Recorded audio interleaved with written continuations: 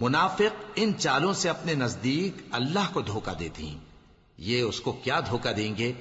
وہ انہی کو دھوکے میں ڈالنے والا ہے. اور جب یہ نماز کو کھڑے ہوتے ہیں تو سست اور کاہل ہو کر صرف لوگوں کے دکھانے کو اور اللہ کو یاد ہی نہیں کرتے مگر بہت کم. ڈاواں ڈول ہو رہی ہیں، نہ ان کی طرف ہوتے ہیں نہ ان کی طرف، اور جس کو اللہ بھٹکائے تو تم اس کے لیے کبھی بھی رستہ نہ پاؤ گے. اے اہل ایمان، مومنوں کے سوا کافروں کو دوست نہ بناؤ. کیا تم چاہتے ہو کہ اپنے اوپر اللہ کا صریح الزام لو؟ کچھ شک نہیں کہ منافق لوگ دوزخ کے سب سے نچلے درجے میں ہوں گے اور تم ان کا کسی کو مددگار نہ پاؤ گے. ہاں، جنہوں نے توبہ کی اور اپنی حالت کو درست کر لیا اور اللہ کی رسی کو مضبوط پکڑ لیا اور خالص اللہ کے حکم بردار ہو گئے، تو ایسے لوگ مومنوں کے ساتھ ہوں گے اور اللہ ان قریب مومنوں کو بڑا ثواب دے گا. اگر تم لوگ اللہ کے شکر گزار ہو اور اس پر ایمان لے آؤ تو اللہ تم کو عذاب دے کر کیا کرے گا؟ اور اللہ تو قدر شناس ہے، دانا ہے. اللہ اس بات کو پسند نہیں فرماتا کہ کوئی کسی کو علانیہ برا کہے مگر وہ جو مظلوم ہو، اور اللہ سب کچھ سنتا ہے، جانتا ہے. اگر تم لوگ بھلائی کھلم کھلا کرو گے یا چھپا کر یا برائی سے درگزر کرو گے تو اللہ بھی معاف کرنے والا ہے، صاحب قدرت ہے.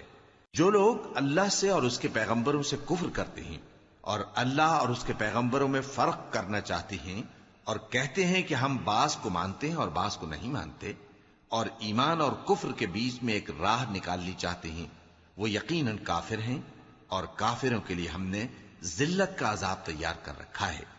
اور جو لوگ اللہ اور اس کے پیغمبروں پر ایمان لائے اور ان میں سے کسی میں فرق نہ کیا یعنی سب کو مانا، ایسے لوگوں کو وہ ان قریب ان کی نیکیوں کے صلے عطا فرمائے گا، اور اللہ بخشنے والا ہے، بڑا مہربان ہے. اے پیغمبر، اہل کتاب تم سے درخواست کرتے ہیں کہ تم ان پر ایک لکھی ہوئی کتاب آسمان سے اتار لاؤ. تو یہ موسیٰ سے تو اس سے بھی بڑی بڑی درخواستیں کر چکے ہیں. ان سے کہتے تھے ہمیں اللہ کو ظاہر یعنی آمنے سامنے دکھا دو. سو ان کے گناہ کی وجہ سے ان کو بجلی نے آ پکڑا، پھر کھلی نشانیاں آ جانے کے بعد بچڑے کو معبود بنا بیٹھے. تو اس سے بھی ہم نے درگزر کی، اور موسیٰ کو ہم نے کھلی سند دی تھی، اور ان سے عہد لینے کو ہم نے ان پر کوہ طور اٹھا کھڑا کیا، اور انہیں حکم دیا کہ شہر کے دروازے میں داخل ہونا تو سجدہ کرتے ہوئے داخل ہونا، اور یہ بھی حکم دیا کہ ہفتے کے دن مچھلیاں پکڑنے میں تجاوز یعنی حکم کے خلاف نہ کرنا. غرض ہم نے ان سے مضبوط عہد لیا، لیکن انہوں نے عہد کو توڑ ڈالا. تو ان کے عہد توڑ دینے اور اللہ کی آیتوں سے کفر کرنے اور انبیاء کو ناحق مار ڈالنے اور یہ کہنے کے سبب کہ ہمارے دلوں پر پردے پڑے ہوئے ہیں، اللہ نے ان کو مردود کر دیا. اور ان کے دلوں پر پردے نہیں ہیں بلکہ ان کے کفر کے سبب اللہ نے ان پر مہر کر دی ہے، تو یہ کم ہی ایمان لاتے ہیں.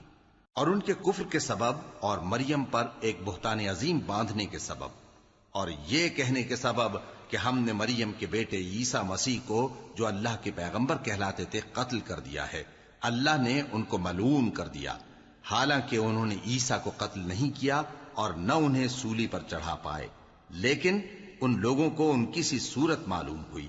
اور جو لوگ ان کے بارے میں اختلاف کرتے ہیں وہ ان کے حال سے شک میں پڑے ہوئے ہیں، اور گمان پر چلنے کے سوا ان کو اس کا مطلق علم نہیں. اور انہوں نے عیسیٰ کو یقیناً قتل نہیں کیا بلکہ اللہ نے ان کو اپنی طرف اٹھا لیا، اور اللہ غالب ہے، حکمت والا ہے. اور اہل کتاب میں سے کوئی نہیں ہوگا مگر ان کی موت سے پہلے ان پر ایمان لے آئے گا، اور وہ قیامت کے دن ان پر گواہ ہوں گے.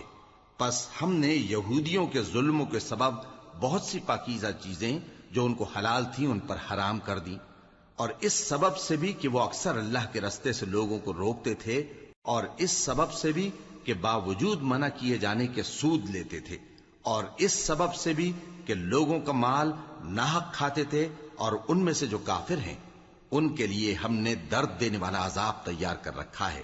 لیکن جو لوگ ان میں سے علم میں پکے ہیں اور جو مومن ہیں وہ اس کتاب پر جو تم پر نازل ہوئی اور جو کتابیں تم سے پہلے نازل ہوئیں سب پر ایمان رکھتے ہیں، اور نماز پڑھتے ہیں اور زکوٰۃ دیتے ہیں اور اللہ اور روز آخر کو مانتے ہیں، تو ان کو ہم ان قریب اجر عظیم دیں گے.